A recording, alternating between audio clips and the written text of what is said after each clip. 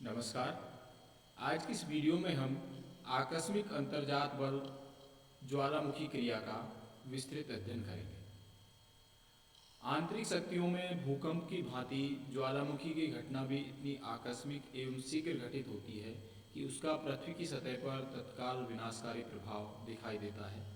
प्रकृति के इस भयावह रूप को प्राचीन काल से ही मानव देवी प्रकोप मानकर पूजा करता आया है।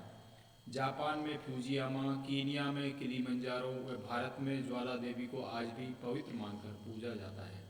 मोटे तौर पर पृथ्वी के भीतरी भाग में दहकते हुए पदार्थ जिस छिद्र या दरार विशेष से निकलते हैं उसे ज्वालामुखी क्रिया कहते हैं एवं उससे बनने वाली आकृति या पहाड़ को ज्वालामुखी शंकु कहते हैं। ज्वालामुखी से लावा, शिलाखंड, अनेक प्रकार की जलती हुई गैसें, राख एवं भारी मात्रा में जलवाष्प तेजी से बाहर आती है। ऐसे सभी पदार्थ जिन विशेष शक्तियों व घटनाओं के अधीन भूगर्भ से भूतल की ओर आते हैं उन सबको एक साथ ज्वालामुखी क्रिया कहते हैं। वुलरिज एवं मॉर्गन के अनुसार ज्वालामुखी वह क्रिया है जिसके अंतर्गत भूगर्भ में गैस एवं लावा की उत्पत्ति से लेकर उसके धरातल पर प्रकट होने की समस्त क्रियाएं इसमें शामिल होती हैं। वॉरचेस्टर के अनुसार ज्वालामुखी क्रिया में भूकंप के तप्त पदार्थ के धरातल की ओर आने की सभी क्रियाएं शामिल होती हैं। इस प्रकार ज्वालामुखी उद्भव वह प्रक्रम है जिसके द्वारा पृथ्वी के अंदर से पिघली हुई चट्टानें या मैग्मा भूपृष्ठ पर आ जाता है।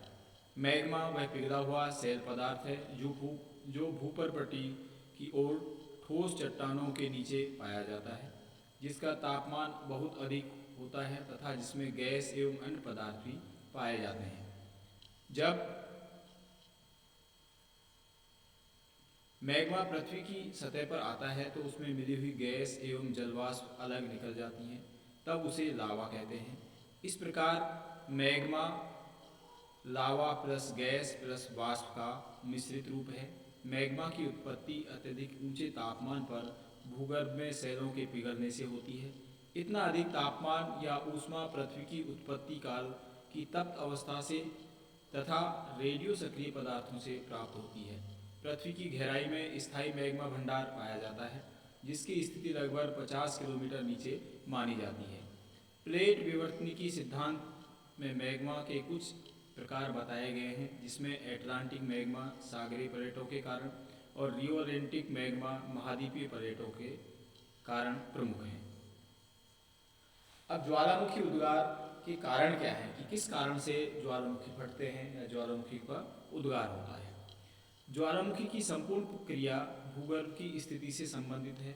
जब ये सक्रिय होती है तब भूमि के नीचे एवं सतह पर उथल पुथल मच जाती है। यद्यपि इसका तथ्यात्मक एवं सही जानकारी आज तक प्राप्त नहीं हुई है, फिर भी आधुनिक वैज्ञानिक माध्यमों से इसके संभावित कारणों की खोज की जाती रही है। भूगर्भ में विकसित वे सभी परिस्थितियां जिनके कारण वहां गैस व जलवाष्प एकत्रित होकर भारी मात्रा में दबाव उत्पन्न करती हैं, इसमें सम्मिलित हैं। वहां से दरारें या कमजोर मार्ग से होकर ऐसे पदार्थ पृथ्वी की ओर आने लगते हैं। ज्वालामुखी उद्गार के लिए निम्न कारण उत्तरदायी माने जाते हैं। नंबर 1, भूगर्भ का उच्च ताप। पृथ्वी के आंतरिक भाग में अभी भी उच्च ताप पाया जाता है। भूगर्भ में ताप बढ़ने की दर 32 मीटर की गहराई पर 1 डिग्री सेंटीग्रेड है। इसके अतिरिक्त वहाँ पाए जाने वाले रेडियोधर्मी पदार्थ का विखंडन द्वारा ताप को बढ़ाते रहते हैं। यद्यपि ऊंचे तापमान के कारण भूगर्भ में चट्टानें पिघली अवस्था में होनी चाहिए, किंतु ऊपरी परतों के अधिक भार से चट्टानें पूर्णतः पिघल नहीं पाती हैं। किसी भी कारण से ऊपरी दबाव घटने पर पिघली चट्टानें मैग्मा जलवाष्प के साथ ऊपर की ओर गतिशील हो जाता है। तो एक जो पहला कारण है उच्च तापमान, जो कि जैसे जैसे हम गहराई में जाते हैं तापमान बढ़ता जाता है और जो रेडियो एक सक्रिय पदार्थ हैं वो भी तापमान को बढ़ाते हैं। दूसरा है गैसों एवं जलवाष्प की उत्पत्ति। जब कभी भ्रंश या दरार से होकर महासागरीय जल या भूमिगत जल भूगर्भ में काफ़ी गहराई पर चला जाता है तो उच्च ताप के कारण जलवाष्प में बदल जाता है। इससे मार्ग की चट्टानों से प्राप्त गैसें भी सम्मिलित हो जाती हैं। इस कारण गैसीय पदार्थों का 75 से 90% भाग तक जलवाष्प का रहता है। यह जलवाष्प दबाव के प्रभाव से 135 डिग्री सेंटीग्रेड तक गर्म होकर बहुत अधिक विस्फोटक स्थिति ला देती है। इन विशेष गतिशील एवं दबाव वाली गैसों एवं जलवाष्प को जहाँ भी कमजोर स्थल मार्ग मिलता है उसी मार्ग से भूतल की ओर बढ़ती है। तब इनके साथ मैग्मा भी तेजी से ऊपर आने की बढ़ने लगता है। तो जलवाष्प की उत्पत्ति भी आपके ज्वालामुखी उद्गार के लिए उत्तरदायी होती है। असंतुलन धरातल पर भूआकृतिक प्रक्रमणों के कारण क्षेत्रीय रूप से असंतुलन उत्पन्न होता है। इसका प्रभाव भूगर्भिक व्यवस्था पर पड़ता है। भूगर्भिक असंतुलन के कारण शैलों में गति, भूकंप, वलन, भ्रंश आदि घटनाएं होती हैं। संतुलन स्थापन हेतु भूगर्भ में मैग्मा का प्रभाव होता है। इस प्रकार भूगर्भिक क्षेत्रों में संरचनात्मक परिवर्तन होते हैं तथा ज्वालामुखी क्रिया सक्रिय होती है। विश्व के अधिकांश ज्वालामुखी इसी कारण समस्थितिक असंतुलन वाले क्षेत्रों में पाए जाते हैं। अगला कारण है दबाव में कमी। पृथ्वी के केंद्र की ओर जाने पर पदार्थों का दबाव निरंतर बढ़ता जाता है। भूगर्भ की में ऊपरी परतों के विशाल दबाव के कारण अत्यधिक तापमान होने पर भी शैलें ठोस अवस्था में रहती हैं। जब कभी भूगर्भिक हलचलों के कारण ऊपरी दबाव घट जाता है तो निचली शैलें पिघलने लगती हैं। इसके कारण उनके आयतन में वृद्धि हो जाती है तथा मैग्मा कम दबाव वाली कमजोर परतों से बाहर निकलने का प्रयास करता है। इस प्रकार दबाव में कमी से ज्वालामुखी क्रिया सक्रिय होती है। तो जब प्रेशर कम हो जाता है तो चट्टानें पिघल जाती हैं और पिघलने के साथ में वहाँ विस्फोटक स्थिति पैदा हो जाती है और ज्वालामुखी उद्गार होने की पूरी संभावना होती है। नेक्स्ट है प्लेट विवर्तनिकी। Plate tectonic. प्लेट विवर्तनिक सिद्धांत के अनुसार स्थलमंडल दृढ़ एवं कठोर प्लेटों से निर्मित है जिसके अपसारी और अभिसारी किनारों के निकट ज्वालामुखी क्रियाएं होती हैं। जब कोई दो प्लेट एक दूसरे की ओर बढ़ती है तो किनारों पर दबाव बढ़ता है। इसके फलस्वरूप पदार्थों का कुछ अंश नीचे मेंटल या आधे स्तर में चला जाता है जो पिघलने लगता है। ये मैग्मा का रूप लेकर बाहर निकलने की राह पाकर पृथ्वी पर आ जाता है। इस प्रकार के ज्वालामुखी प्राय सबडक्शन क्षेत्र में 200 से 250 किलोमीटर दूर सक्रिय होते हैं। तो ये कुछ कारण थे कि जिनके कारण से ज्वालामुखी उद्गार होते हैं। अब आता है ज्वालामुखी उद्गार। ज्वालामुखी उद्गार के समय सबसे पहले तीव्र गड़गड़ाहट की ध्वनि होती है तथा भूकंप के झटके आने लग जाते हैं। ये काफ़ी देर तक तथा जोरों से आते हैं। जिस स्थान पर ज्वालामुखी फूटता है वहाँ तापमान कुछ समय पूर्व काफ़ी बढ़ जाता है तथा आसपास की नदियों का प्रवाह स्थिर हो जाता है। महासागरीय क्षेत्र में है तो जल में काफ़ी गति होने लगती है। इसके उद्भेदन के समय बहुत सा भूभाग ऊपर नीचे हो जाता है। विस्फोट के समय सबसे पहले तप्त गैसीय पदार्थ फिर लावा और इसके मुंह से फूट पड़ता है। ज्वालामुखी का वर्गीकरण कि ज्वालामुखी उद्गार के अनुसार लोकेशन के अनुसार कितने प्रकार के होते हैं। नंबर 1 क्रियाशीलता के अनुसार। क्रियाशीलता या उद्गार की सक्रियता के अनुसार ज्वालामुखी निम्न प्रकार के होते हैं। नंबर 1 है जागृत ज्वालामुखी। जिन ज्वालामुखियों से सदैव लावा एवं अन्य पदार्थों का उद्गार होता रहा है या होता रहता है उन्हें जागृत ज्वालामुखी कहते हैं। हवाई द्वीप का मोना लोआ, मोनाकी एवं भूमध्य सागर का स्ट्राम्बोली ऐसे ही ज्वालामुखी है। कई बार आपके ये सवाल परीक्षाओं में आते रहते हैं कॉम्पिटिटिव एग्जाम में कि निम्न में से जागृत ज्वालामुखी कौन सा है, तो आपको ये नाम याद रखने होंगे। तो इसमें मोना लोआ, मोनाकी और स्ट्राम्बोली ये जागृत ज्वालामुखी के उदाहरण हैं जिनसे हमेशा लावा बाहर निकलता रहता है। नंबर 2 है सुषुप्त ज्वालामुखी। जिस ज्वालामुखी में दीर्घकाल से उद्गार नहीं हुआ है एवं निकट भविष्य में उद्गार की कम संभावना है, उसे हम सुषुप्त ज्वालामुखी कहते हैं। किंतु अतीत में उनके पुनः उद्गार के प्रमाण मिलने के कारण इनमें उद्गार की संभावना से इनकार नहीं किया जा सकता। ऐसे ज्वालामुखी लंबी अवधि तक शांत रहने के बाद अचानक उन्हें सक्रिय हो जाते हैं जिससे जनधन की अपार हानि होती है। दीर्घकाल तक शांत रहने के कारण इनके आसपास बस्तियां भी बस जाती हैं। विश्वस ऐसा ही ज्वालामुखी है जो 79, 1631, 1803, 1872, 1906, 1927 और 1943 में सक्रिय हुआ। तो ये कब फूट पड़े इसका कोई वो मालूम नहीं रहता, तो इनको हम सुप्त ज्वालामुखी कहते हैं और इसका जो है विश्वस सबसे बेस्ट उदाहरण है। नंबर 3 है शांत या मृत ज्वालामुखी। जिस ज्वालामुखी उद्गार के कारण हजारों वर्षों के पश्चात भी पुनः उद्गार के कोई प्रमाण नहीं मिलते एवं उनके क्रेटर पर जैव जगत मिलता है, ऐसे ज्वालामुखी को शांत ज्वालामुखी कहते हैं। किलिमंजारो, कीनिया, कैमरून आदि ऐसे ज्वालामुखी हैं जो उद्गार के बाद सदा के लिए शांत हो गए हैं। ईरान में कोसुल्तान तथा म्यांमार में पोपा ऐसे ही ज्वालामुखी हैं जिनको हम शांत ज्वालामुखी या मृत ज्वालामुखी की कैटेगरी में रखते हैं। तो ये थे आपकी सक्रियता के अनुसार 3 प्रकार के: सक्रिय, जागृत, सुषुप्त और शांत या मृत ज्वालामुखी। तीसरा है उद्गार के अनुसार। उद्गार के स्वरूप के अनुसार ज्वालामुखी 2 वर्गों में रखा जाता है। नंबर 1, केंद्रीय उद्गार वाले ज्वालामुखी। इसमें उद्गार एक बिंदु से होता है। इसमें प्रचंड विस्फोट ध्वनि के साथ आकाश में बहुत ऊंचाई तक ज्वालामुखी पदार्थ उछलता है। इससे तीव्र भूकंप आते हैं। दूसरा है दरारी उद्गार वाले। इसमें जमीन पर एक लंबी दरार या संकरी खाई बन जाती है। इसमें बिना विस्फोट के अल्प सिरका तथा लावा द्रव अवस्था से दूर दूर तक फैल जाता है। केंद्रीय उद्गार के अनुसार जो ज्वालामुखी हैं वो निम्न प्रकार हैं। नंबर 1 है पीरियन तुल्य ज्वालामुखी। गैसों एवं जलवाष्प का दबाव अत्यधिक बढ़ जाने से ये उद्गार भयंकर विस्फोट के साथ होते हैं। इसमें सर्वाधिक विनाश होता है। विश्व प्रसिद्ध 1883 में क्राकाटोआ द्वीप के ज्वालामुखी जावा के निकट में भयंकर विस्फोट से इस द्वीप का 1/3 भाग उड़ गया था।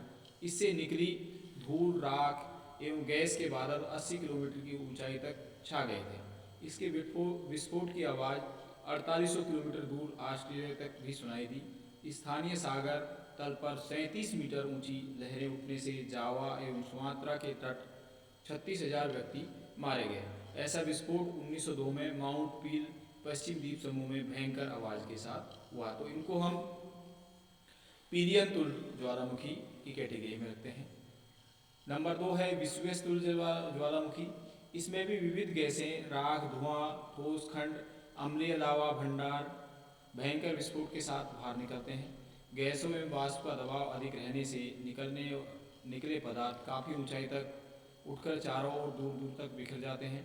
आकाश में धूल, धुआं, राख के विशाल एवं गहरे बादल फैल जाते हैं। इसमें भारी मात्रा में जलवाष्प भी होती है। इससे निकला लावा निकटवर्ती भागों में बहकर जम जाता है। इसका सर्वप्रथम उद्गार यूनान में विसुवियस 79 ईस्वी में हुआ।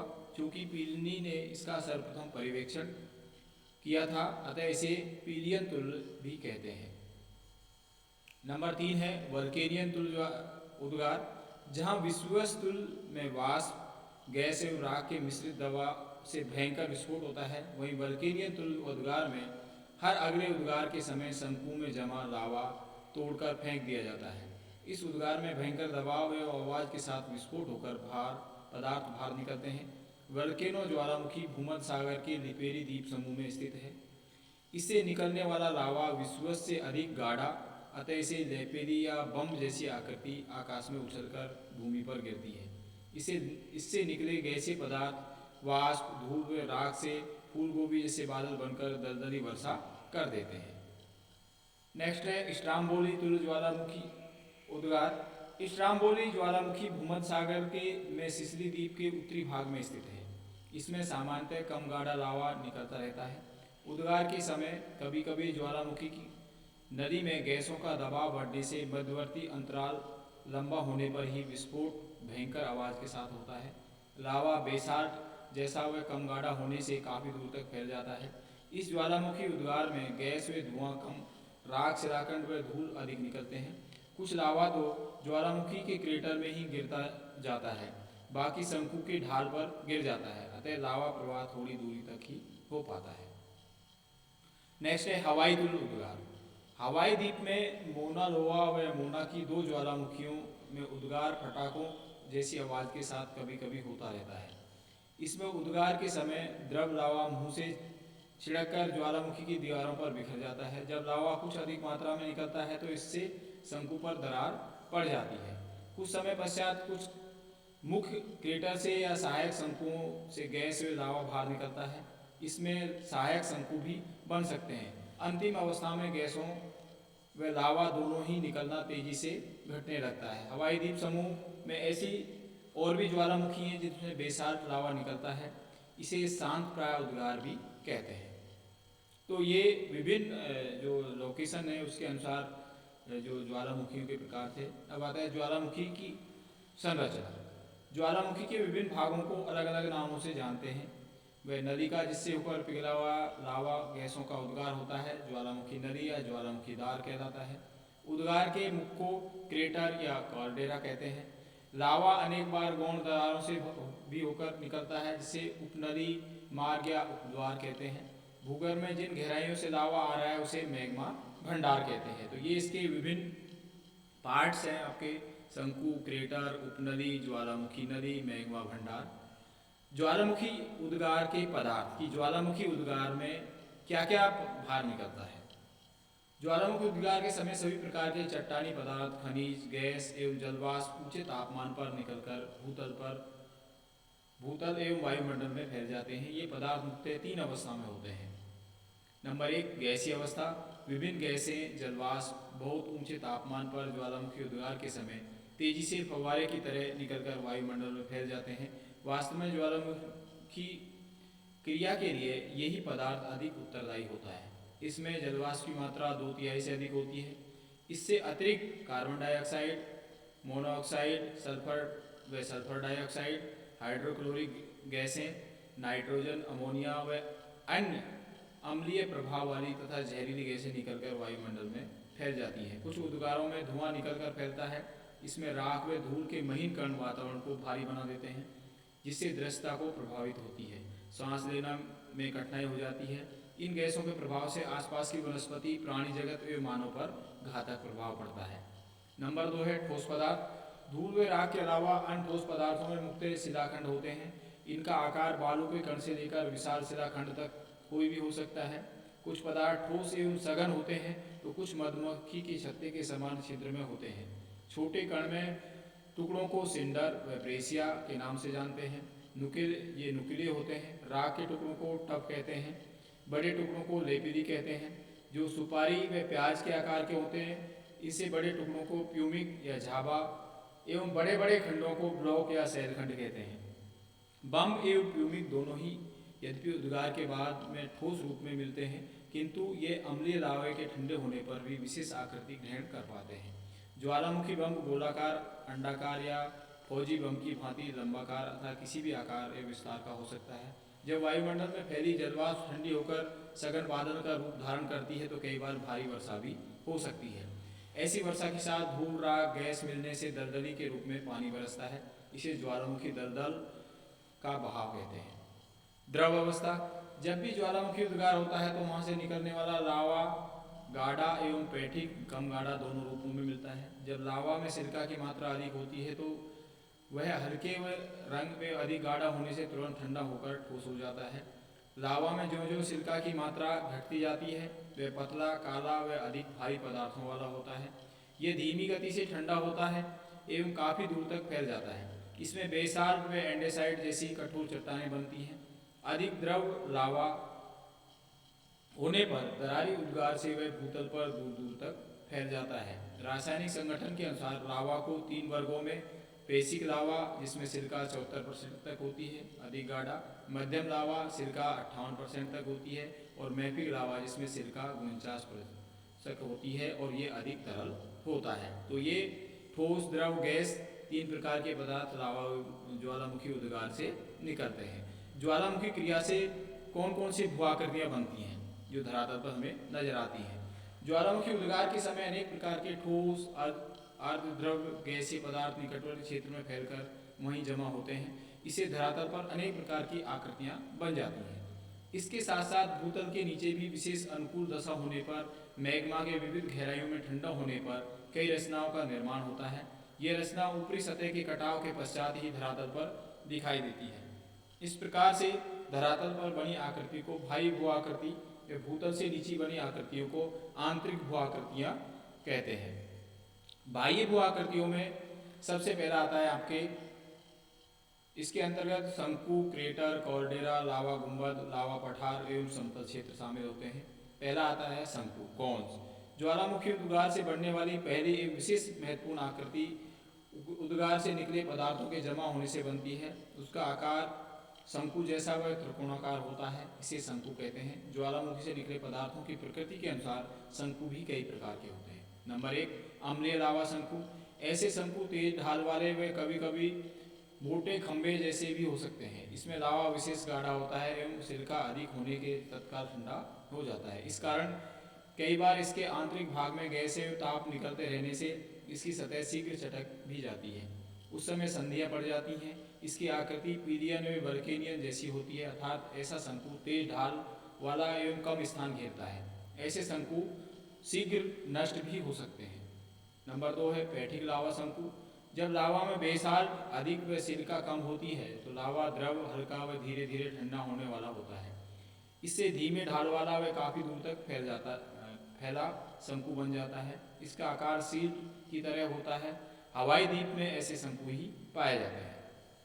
नंबर 3 है मिश्रित शंकु। अधिकांश ज्वालामुखी शंकु मिश्रित होते हैं। इनकी रचना तेज से मध्यम ढाल में बड़े बड़े क्षेत्र में फैली होती है। इसमें एक परत लावे की, उसके ऊपर पश्चात राख, पंख, ठोस, शिलाखंड, चूरे आदि की परत होती है। ये सब लावे के से मिलकर शंकु को ठोस रूप देते हैं। कंपोजिट शंकु सभी प्रकार के शंकुओं में ऊंचे होते हैं। जापान का प्रसिद्ध फ्यूजियामा मिश्रित शंकु का ही उदाहरण है। नेक्स्ट आता है सिंडर शंकु। जब ज्वालामुखी उद्गार के समय लावा ने निकलकर राख व ठोस शिलाखंडी जमा होते हैं तो सिंडर शंकु की रचना होती है। यहाँ जमा होने वाले पदार्थ शिलाखंड कई बार इतने अधिक होते हैं कि 8-10 दिन में भी 100 मीटर से अधिक जमा हो जाता है। इसमें कई बार राख की मात्रा अधिक होती है तो उसे राख शंकु एस्कोन भी कहते हैं। मैक्सिको का जोरिलो व फिलीपींस का केम्बिन ज्वालामुखी ऐसे ही उदाहरण है। इन शंकुओं का ढाल भी 30 से 45 डिग्री के मध्य रहता है। ये भूतल पर स्थायी नहीं रह पाते क्योंकि ढीले पदार्थ अपरदन द्वारा निरंतर बहा दिए जाते हैं। इनके मुंह पर विशेष चौड़ा कालडेरा होता है। नेक्स्ट है परपोषित शंकु। इसे पराश्रित शंकु भी कहते हैं क्योंकि इसका विकास ज्वालामुखी की मुख्य नली के बंद होने से या अन्य कारणों से मुख्य शंकु के ढाल पर अन्य पदार्थों के लावा प्रवाह होने पर नवीन शंकु बनने से होता है। कई बार मुख्य नली के अतिरिक्त या दरार के आसपास अनेक छोटे छोटे शंकु बनते जाते हैं। पश्चिमी संयुक्त राज्य अमेरिका में माउंट शास्ता या शास्तिना ऐसे ही शंकु हैं। नेक्स्ट है गुंबदाकार शंकु। कई बार अम्लीय लावा बहुत अधिक गाढ़ा नहीं होता, वह अपने मुंह के चारों ओर तेजी से निकलकर गुंबद की भांति एकत्रित हो जाता है। ऐसे शंकु को लावा गुंबद भी कहते हैं। कभी कभी इनकी आकृति ढाल जैसी हो सकती है। किसी भी दशा में इनका विस्तार अधिक नहीं होता। पश्चिम संयुक्त राज्य का डेविल्स डोम ऐसा ही शंकु है। जियो शंकु सपाट शीर्ष वाले जलमग्न ज्वालामुखी शिखर को गियो शंकु कहते हैं। ये महाद्वीपीय तली पर होने वाले उद्गारों से निर्मित होते हैं। लहरें इनके शीर्ष को अपरदित कर देती हैं। नेक्स्ट आकृति आती है शंकु के बाद में क्रेटर। क्रेटर ज्वालामुखी मुख्य ऊपरी या शीर्ष भाग पर धसाव अथवा विस्फोट से बड़ा गड्ढा बन जाता है। ये कीप के आकार वाला गड्ढा या वीवर क्रेटर कहलाता है। यह प्राय वृत्ताकार होता है। इसका व्यास लगभग 800 मीटर से कुछ किलोमीटर एवं गहराई 150 मीटर से 900 मीटर तक हो सकती है। कई बार बड़े क्रेटर में अनेक छोटे छोटे शंकु या उनसे छोटे क्रेटर भी बन जाते हैं। ऐसा पैठिक लावा के उद्गार की स्थिति में अधिक होता है। इसे घोंसलाकार विवर भी कहते हैं। शांत ज्वालामुखी के मुख या क्रेटर में पानी भर जाने से बनी झील को क्रेटर झील कहते हैं। पश्चिम संयुक्त राज्य में ओरेगन राज्य की क्रेटर झील इसका अच्छा उदाहरण है। इसकी दीवारें लगभग 1000 मीटर तक ऊंची हैं। कॉलडेरा। जब ज्वालामुखी का ऊपरी भाग भयंकर विस्फोट से उड़ जाए अथवा निमज्जन या धसाव के प्रभाव से विशाल क्रेटर बन जाए तो उसे कॉलडेरा कहते हैं। कॉलडेरा विशाल कड़ाह जैसा होता है। इसके भीतर के तल पर एक या अधिक शंकु भी हो सकते हैं। इसकी दीवार काफ़ी ऊंची रहती है। इसका व्यास 8 से 10 किलोमीटर तक होता है। कीनिया का किलिमंजारो ज्वालामुखी पर्वत का विशाल कॉलडेरा, जापान का असो कॉलडेरा, पश्चिम कनारी का कॉलडेरा इसके विशेष उदाहरण है। तो ये कढ़ानुमा आकृति है, इसको हम कॉलडेरा कहते हैं। लावा पठार। जब पैठिक या द्रव लावा में दरार निकलकर बड़े क्षेत्र में फैल जाता है तो इससे आसपास के क्षेत्र में संपूर्ण उबड़ खाबड़ हिस्सों में लावा जमा हो जाता है। इससे सारा क्षेत्र ही समतल प्राय बन जाता है। निचले भाग होने पर इसे लावा का मैदान या ऊंचाई होने पर लावा का पठार कहते हैं। लावा पठार या मैदान विशेष उपजाऊ होने से सघन कृषि क्षेत्र होते हैं। भारत में दक्षिण का पठार, संयुक्त राज्य अमेरिका का कोलंबिया पठार, इटली, जापान, आइसलैंड के लावा पठार इसके विशेष उदाहरण है। तो हमारा जो दक्षिण का पठार है वो भी लावा पठार है जो ज्वालामुखी उद्गार से बना है। मैसा ब्यूट वेहावेग, दरारी उद्गार के समय पुरानी सेलों पर लावा की परत बिछ जाती है। अपर्दन के बाद वहाँ टोपीनुमा लावा से ढकी सेलें शेष रहती हैं, जिसे मैसा कहते हैं। ये वास्तव में सपाट शीर्ष वाली ऊपर उठी हुई भूमि होती है, जिसके ऊपर प्रतिरोधी सेलों की परत पाई जाती है। मैसा का अपर्दन होने से जो लघु पहाड़ियाँ जैसी आकृति बच जाती है उसे ब्यूट कहते हैं। न्यू मैक्सिको का सिप रॉक ब्यूट इसका अच्छा उदाहरण है। सूकर पृष्ठ हॉर्सबैक एक लंबा संकीर्ण कटक होता है जिसके ढाल तीव्र होते हैं। ज्वालामुखी द्वीप, ज्वालामुखी का उद्गार समुद्र की तली पर होता है तो निक्षेप बढ़ने के साथ साथ शंकु व गुंबद ऊपर उठता जाता है। कालांतर में द्वीप का रूप ग्रहण कर लेता है। हवाई द्वीप, एल्यूरियन द्वीप आदि इसके उदाहरण हैं। ज्वालामुखी द्वीपों के यदि उदाहरण आते हैं तो हवाई द्वीप, एल्यूरियन द्वीप इसके अच्छे उदाहरण हैं। नेक्स्ट, आंतरिक भू आकृतियाँ। तो ये थी आपके भूपृष्ठ पर बनने वाली, भूमि पर बनने वाली भू आकृति। अब कुछ आकृतियाँ या पृथ्वी के अंदर भी निर्मित होती हैं ज्वालामुखी उद्गार से, जिसे हम आंतरिक शक्ति भू आकृतियाँ कहते हैं। ज्वालामुखी उद्गार के समय वाष्प एवं गैस की शक्ति घटने पर मैग्मा धरातल से बाहर नहीं आकर भूगर्भ की दरारों में भर जाता है और धीरे धीरे ठंडा होकर निम्न आकृतियाँ बनाता है। नंबर 1, बैथोलित। जर्मन भाषा के इस शब्द का अर्थ गहराई से है। बैथोलित का जमाव काफी गहराई पर पाया जाता है। यह कभी मैग्मा भंडार का ही भाग रहा होगा। इसकी आकृति ऊपर से असमान गुंबद की भांति होती है तथा इसके किनारे काफी गहराई तक चले जाते हैं, अतः इसे कई बार इसके वास्तविक विस्तार का ज्ञान नहीं होता। ये आपके laccolith, batholith, sill, phacolith, lopolith, cinder tree, dyke और ज्वालामुखी प्लग ये आंतरिक भाग में बनते हैं। दूसरा है लैकोलिथ। ये भी एक उन्नतर ढाल की आकृति होती है जो प्राय परतदार चट्टानों के बीच पाई जाती है। जब दो परतों के बीच मैग्मा भर जाता है तो वाष्प तथा गैस के कारण ऊपर की परत गुंबद की तरह फूल जाती है। इस प्रकार भरे हुए लावा को लैकोलिथ कहते हैं। इसकी छतरीनुमा आकृति होने से इसे लावा छत्रक भी कहते हैं। उदाहरण, लैकोलिथ की आकृति संयुक्त राज्य के ऊटा प्रांत में हेनरी पर्वत पर पाई जाती है। फैकोलिथ, ये आकृति मोड़दार पर्वतों की अपनति या अवनति में ज्वालामुखी लावा भरने से बनती है। लैपोलिथ, उद्गार के समय जब लावा धरातल में नतोदर तस्तरीनुमा या छिछले बेसिन में जमा होकर ठंडा हो जाता है तो लैपोलिथ आकृति बनती है। दक्षिण अफ्रीका में ट्रांसवाल में ऐसी ही आकृतियों का जमाव पाया जाता है। सिल, इसका जमाव परतदार चट्टानों में लावा भर जाने से होता है। सिल हमेशा क्षैतिज परत में पाई जाती है। इसकी मोटाई प्रत्येक जगह समान नहीं होती। इसकी गहराई भी कुछ फीट से प्रारंभ होकर सैकड़ों फीट तक होती है। उदाहरण के लिए उत्तरी इंग्लैंड में ग्रेट हिल सिल तथा दक्षिण अफ्रीका में कारू क्षेत्र में ऐसी सिल पाई जाती है। डाइक, जहाँ सिल की आकृति सीधी व क्षैतिज होती है वहीं डाइक की आकृति गोलाकार व लंबवत रूप लिए होती है। इसकी मोटाई अधिकांशतः 1 से 3 मीटर तक होती है। उदाहरण के लिए ग्रेट ब्रिटेन में अरान तट के पास डाइक की आकृतियाँ हैं। डाइक का वास्तविक रूप उस स्थान के ऊपरी जमावों के अपर्दन के बाद ही दिखाई पड़ता है, क्योंकि अपर्दन से लावा की कठोर डाइक कट नहीं पाती है। ज्वालामुखी प्लग, यह ज्वालामुखी की संशोधित आकृति है। जब ज्वालामुखी शांत हो जाते हैं तो प्राय उनकी नलिका या छिद्र ठोस लावा से भर जाता है। लंबे समय तक शंकु का अपर्दन होने पर यह प्लग या डार्ट खंभे जैसी आकृति बाहर प्रकट हो जाते हैं। ऐसा अपवाद स्वरूप ही होता है।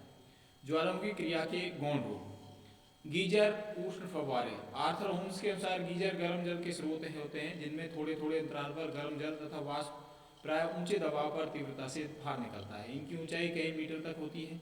ज्वालामुखी क्षेत्रों में दरार एवं छिद्रों के द्वारा जल काफी गहराई तक पहुंच जाने पर तब चट्टानों के संपर्क में आने से शीघ्र भाप बनकर ऊपर उठने का प्रयास करता है।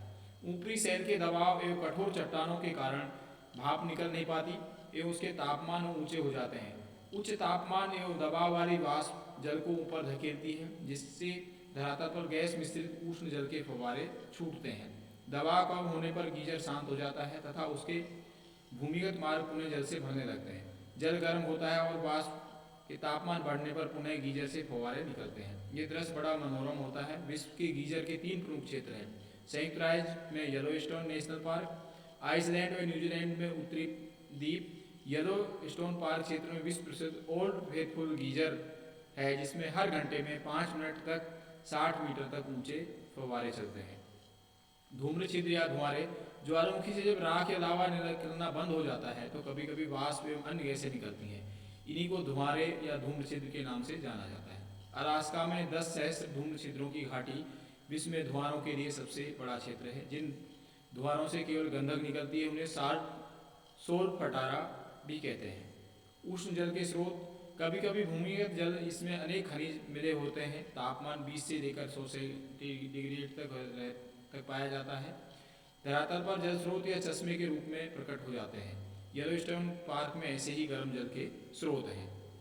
पंख वहा, जब भूगर्भीय गैसें उच्च दाब तथा तीव्र उष्णता के कारण भूपटल को ऊपरी सतह को भेद कर ऊपर आती हैं तो कभी कभी उबलती हुई मिट्टी, कीचड़ पंख अपने साथ लाती हैं। ऐसे उबलते हुए कीचड़ के प्रवाह को पंख वहा अथवा पंख ज्वालामुखी कहते हैं। सिसिली में पेटर्नो, आइसलैंड में काफला तथा म्यांमार में म्यू इसके उदाहरण हैं। तो ये आपके उसके अलावा आंतरिक उसके अलावा अन्य ज्वालामुखी क्रियाएं हैं। ज्वालामुखियों का विश्व वितरण, विश्व में लगभग 500 जागृत ज्वालामुखी हैं। प्राय सभी महाद्वीपों में जागृत ज्वालामुखी पाए जाते हैं। महासागरों में अनेक जागृत ज्वालामुखी होने के प्रमाण मिलते हैं। विश्व की 4 पेटियां हैं। परिप्रशांत पेटी या आग की अंगूठी, शांत महासागर स्थित द्वीपों और उसके चारों ओर तटीय भागों को सबसे अधिक ज्वालामुखी पाए जाते हैं। इंडोनेशिया इस पेटी का प्रधान केंद्र है। अकेले जावा द्वीप में 43 ज्वालामुखी है। यहाँ से श्रृंखला छोटे छोटे द्वीपों में होकर फिलीपींस द्वीप समूह तक, वहाँ से उत्तर की ओर फॉर्मोसा एवं रियूक्यू द्वीपों में होती हुई जापान तक चली जाती है। जापान में 200 से अधिक सक्रिय ज्वालामुखी है। यहाँ से उत्तर की ओर ये क्यूराइल द्वीप समूह, कमचटका प्रायद्वीप, एल्यूसियन द्वीपों होकर अलास्का में प्रकट होती है। अलास्का के पश्चिम तट से ये श्रृंखला कनाडा, संयुक्त राज्य अमेरिका, पश्चिम तट से होकर मध्य अमेरिका पहुंचती है। आगे ये दक्षिण अमेरिका के पश्चिम तट व एंडीज पर्वत के साथ सुदूर दक्षिणी छोर पर स्थित टेरा प्रियो द्वीप तक चली गई है। इसी श्रृंखला की एक शाखा एंटार्क्टिका महाद्वीप के निकट ग्राम द्वीप से निकलकर न्यूजीलैंड के द्वीपों में होती हुई न्यू हेब्रिडीज, सोलेमन द्वीप, न्यूगिनी के तट से होकर फिलीपींस द्वीप समूह के दक्षिण आकर मिल जाती है। इस संपूर्ण मेखला को प्रशांत महासागर का अग्निव्रत या आग की अंगूठी कहा जाता है। विश्व के 2/3 जागृत ज्वालामुखी इसी पेटी में पाए जाते हैं। नंबर 2, मध्य महाद्वीपीय पेटी। ये मेखला यूरेशिया, अफ्रीका महाद्वीपों के मध्यवर्ती भाग में नवीन वलित पर्वतों के सहारे पश्चिम में पूर्व दिशा में फैली है। यह आइसलैंड से प्रारंभ होती है। कनारी द्वीप पर इसकी 2 शाखाएं हो जाती हैं। ये एक स्पेन, इटली, सिसिली, तुर्की, Caucasia, Armenia, Iran, Afghanistan, Pakistan, Bharat, Burma, Malaysia होती हुई इंडोनेशिया तक चली गई है। दूसरी अरब प्रायद्वीप के जॉर्डन और अफ्रीका की भ्रंश घाटी तक चली गई है। कनारी द्वीपों के पश्चिम की ओर वाली शाखा पश्चिम द्वीप समूह तक चली गई है। यूरोप की राइन भ्रंश घाटी भी शांत ज्वालामुखी पाए जाते हैं। अंत महासागरीय मेखला, मध्य अमेरिका की ज्वालामुखी श्रृंखला लघु एंटीलेज द्वीपों से प्रवेश कर पश्चिम द्वीप समूह तक जाती है। श्रृंखला अंध महासागर के स्थित पूर्वी भागों में एजोर्स, केप वर्ड, कनारी द्वीपों तक चली जाती है। अंध महासागर के मध्य कटक में निकट अनेक ज्वालामुखी पाए जाते हैं। अन्य बिखरे हुए ज्वालामुखी, उपयुक्त पेटियों के अतिरिक्त महाद्वीप महासागरों में कई द्वीपों में बिखरे हुए ज्वालामुखी पाए जाते हैं। मेडागास्कर, मॉरिशस, रियूनियन द्वीपों में ज्वालामुखी पाए जाते हैं। अंटार्कटिका महाद्वीप पर राज सागर के तटवर्ती भागों में एरोविस टेबर ज्वालामुखी हैं। इसमें आपके ये परिप्रशांत पेटी है, ये परिप्रशांत पेटी है और ये मध्य महाद्वीपीय पेटी है जिसमें सबसे अधिक ज्वालामुखी आते हैं। ज्वालामुखी का मानव क्रियाओं पर प्रभाव। ज्वालामुखी के 2, एक विनाशात्मक और एक पॉजिटिव, नेगेटिव और पॉजिटिव 2 तरह के प्रभाव पड़ते हैं। विध्वंस प्रभाव में ज्वालामुखी उद्गार होने पर सारा वायुमंडल धुआं, राख, भाप, जहरीली गैसों से भरने लगता है। प्राणियों को सांस लेना मुश्किल हो जाता है। विमान सेवाएं बाधित हो जाती है। भूमि पर भूकंप आने, दरार पड़ने, मैग्मा बहने से चारों ओर सभी प्रकार के जीव, संसार की उसकी रचनाएं, सड़क, भवन, खेत आदि नष्ट हो जाते हैं। मानव तेजी से वहाँ से पलायन कर जाते हैं या नष्ट हो जाते हैं। विस्फोट में कुछ समय बाद होने वाली गैस व राख मिश्रित दलदल की वर्षा भूमि पर कीचड़ से भाव से रही सही वनस्पति भी नष्ट हो जाती है। निकट के क्षेत्रों में बने बांध व झीलों के टूटने से बाढ़ आ सकती है। तो ये विध्वंसात्मक प्रभाव ज्वालामुखी क्रिया के द्वारा पृथ्वी पर घटित होते हैं। लाभकारी प्रभावों में ज्वालामुखी क्रिया के कुछ लाभकारी प्रभाव भी देखने को मिलते हैं। लावा के चारों ओर फैलने से वहाँ नवीन लावा की उपजाऊ मिट्टी बिछ जाती है। प्राचीन काल में हुए ऐसे जमाव से दक्षिण भारत का उपजाऊ काली मिट्टी प्रदेश, जिसे दक्षिण का क्षेत्र बना। ज्वालामुखी से प्रभावित पहाड़ी क्षेत्रों में गर्म पानी के सोते बन पाए जाते हैं, जिसमें गंधक अन्य उपयोगी खनिज मिले होने से चर्म रोग, गठिया, श्वास जैसी बीमारियों का इलाज होता है। ज्वालामुखी अपनी नदी के आसपास कायांतरित चट्टानों का निर्माण करते हैं। इस कारण ज्वालामुखी क्रियाओं के आसपास बहुमूल्य खनिज मिलते हैं। ज्वालामुखी उद्वान कई प्रकार के धातु और धातु खनिज पाए जाते हैं। ज्वालामुखी क्रिया से प्रभावित क्षेत्रों में पाए जाने वाले गीजर, सोते, क्रेटर आदि मनोरम दृश्य दर्शनीय स्थल पाए जाते हैं। तो इस वीडियो में हमने ज्वालामुखी किसे कहते हैं, ज्वालामुखी कितने प्रकार के होते हैं, ज्वालामुखियों से निर्मित भूआकृतियाँ, बाह्य भूआकृतियाँ, आंतरिक भूआकृतियाँ और ज्वालामुखी का विश्व वितरण। जब भी प्रश्न आता है तो ज्वालामुखी किसे कहते हैं, इसके प्रकार और इसका विश्व वितरण और प्रभाव को स्पष्ट कीजिए, पूरा चैप्टर आता है। तो इस वीडियो में हमने ज्वालामुखी का अध्ययन किया, इससे पहले हमने भूकंप का। तो इनमें से रिपीट होकर हर साल कोई न कोई क्वेश्चन आता रहता है, ये परीक्षा की दृष्टि से भी महत्वपूर्ण है। इस वीडियो में इतना ही। That's all, thank you.